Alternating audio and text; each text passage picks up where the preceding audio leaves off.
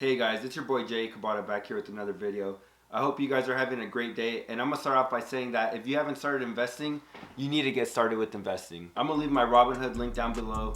Click that, sign up, and get started with investing. I know this whole thing has been going on with Robinhood. I'm still gonna be using Robinhood. If you guys wanna know why, comment down below and I'll respond to your comments, or just message me on Instagram.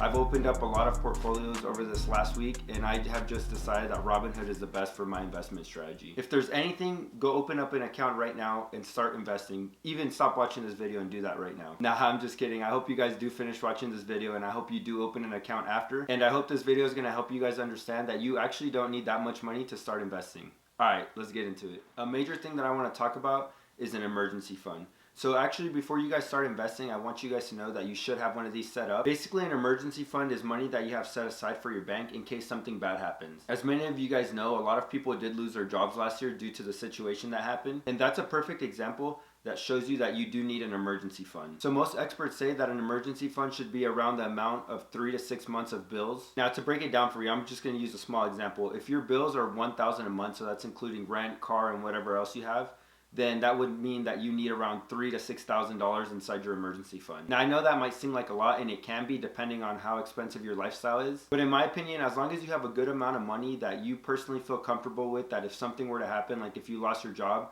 and that you'll know you'll be able to survive for a couple months, that's including food, bills, and anything else that you need, then I personally think that's fine. But you just need to make sure that you do have some money set aside in case if something bad does happen. So now that we got the emergency fund out of the way, I do want to say that I don't think you should have so much money in your bank because it does nothing for you. I want to show you guys something that I posted before on my Instagram, Twitter, and Facebook. And this is going to be a perfect example of why I don't think you should have so much money in your bank. So as we can see here, person one has around $5,000 in their Chase account, which is fine because this person uses that as an emergency fund. But as you can see in the picture, they have $5,000 invested and they're only getting 4 cents a month in interest. That is nothing, guys, and I'm gonna show you exactly why in this next picture. So now we have person two who has 2 shares of O, and that costed them around $120, as you can see there.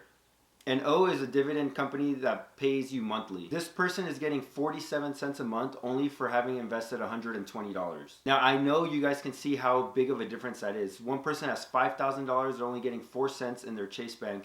The other person has $120, 2 shares of O, and they're getting 47 cents a month. That is why it is so important to invest, guys. And like I said, you do need that emergency fund. That person is using that $5,000 as an emergency fund. And that's great, but you should not have so much money in your bank that's not working for you. The next thing I'm going to show you guys is the importance of compound interest and how investing early definitely makes a difference in the long term. So by doing a quick Google search, you can find out that the stock market makes an average of 10% a year. So in this next example, we're going to use 10% as a basis. Okay guys, we're going to use this compound interest on the internet. So we're going to invest $20 a week. That's going to be 52 weeks, and the total is going to come out to $1,040 that you invested over a year. Our interest rate is also going to be 10% because, as I said earlier, the average growth of the stock market is 10% a year. So we're just going to plug in these numbers, $1,040 for the year. We're going to use 20 years to grow, and then 10%. The total value of that investment is going to be $65,522. So over that time, you invested around $20,800. Now for the second person, we're going to invest the same amount of money. So in the end, it's going to be $20,800. Except we're going to do $40 a week, but it's only going to be for 10 years. The importance of this is that in the end, both people end up investing the same amount of money. One person's just doing it over a span of 20 years, and one person's only doing it over a span of 10 years. At the end, they're both investing the exact same amount of money, which is going to be $20,800. For person two, we're going to change this to $2,080 for the year. They're only investing for 10 years. So let's see how much they make with a 10% return.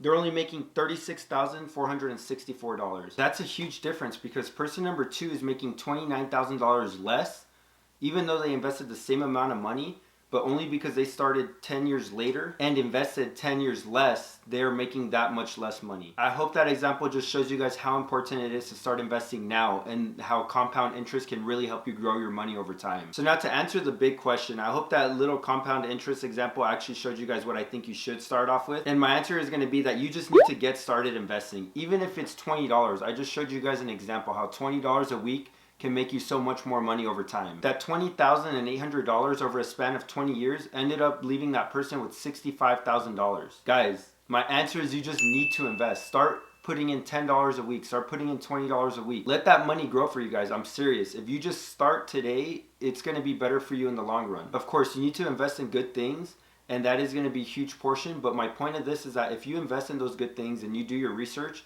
starting now is way better than starting later on. Plus, I know a lot of you guys have money on the side. So if you just start with $20 a week, you can start to bring in from that money that you have in your savings and start to add a lot more. I'm gonna give this example that if you have $20,000 and you only want your emergency fund to be $10,000, but you're scared to invest that $10,000 because it's your first time, then start with that $20 a week, start with 50, 100, whatever you feel comfortable with, and then you can start to pool from that money that you have saved in the bank and start to add it in chunks, like let's say $1,000 a week. You don't need to be rich. You don't need to have thousands and thousands of dollars. You can literally start with $20 a week, and as I showed you guys, that money will grow over time. If you don't have an account with anyone yet, I'm gonna leave my Robinhood link down below in the description.